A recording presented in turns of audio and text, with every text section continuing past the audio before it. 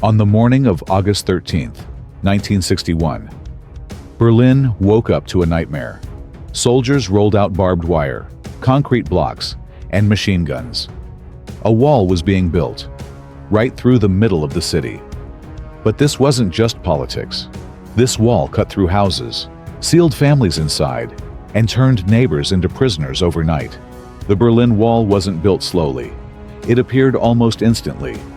East German soldiers and workers moved in while the city slept, laying barbed wire and guard posts across roads, train lines, and sidewalks. The next day, families discovered they were trapped in their own neighborhoods. Some buildings had the wall running directly through them. In one apartment, the front door opened to West Berlin, and the back window looked out onto East Berlin.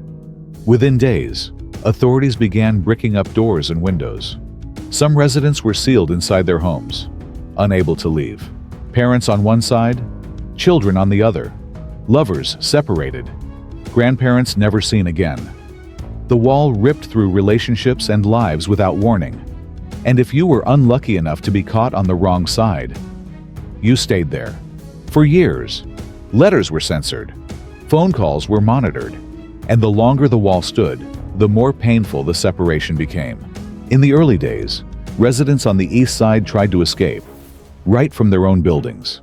Some jumped from second or third-story windows into the west.